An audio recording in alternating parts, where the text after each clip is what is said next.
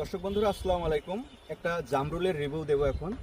এটা জাত হচ্ছে ব্ল্যাক ডায়মন্ড জাতের। আর এই যে জামরুলটা দেখতে পাচ্ছেন আমার হাতে, এটা বড় ভাই সেলিম ভাইয়ের বাগানের জামরুল।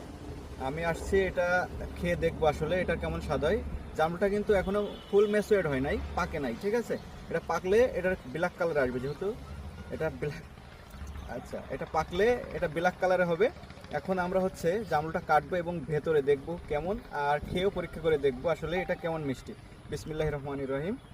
আমি এখন এটা কাটি। দেখেন হাত যেন না কাটে।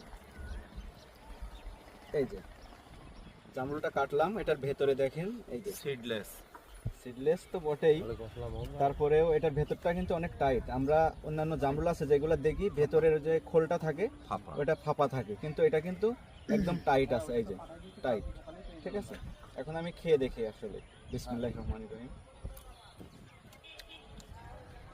জামরুল যে এত মিষ্টি হয় সেটা এই জামরুল না খেলে আপনারা বুঝতে পারবেন না। আসলে অনেকে বলে যে জামরুল মিষ্টি হয় না, জামরুল হয় পাঞ্চা, কিন্তু এটা আপনি বাজার থেকে যে আপেলটা খাবেন সেম আপেলের মতন মিষ্টি পাবেন। বিশ্বাস না হলে আমাদের বাগানে আছে, সেলিম ভাইয়ের বাগানে, বড় ভাইয়ের বাগানে। আপনারা এই জামরুলের স্বাদ নিতে চাইলে সেলিম ভাইয়ের এখানে চলে আসতে পারেন। ঠিক আছে, সবাই ভালো থাকবেন। আচ্ছা ভাই, জামরুল খেলে কি আসলে ডায়াবেটিস নিয়ন্ত্রণ হয়? হ্যাঁ, ডায়াবেটিস নিয়ন্ত্রণ থাকবে জামরুল খেলে। আচ্ছা।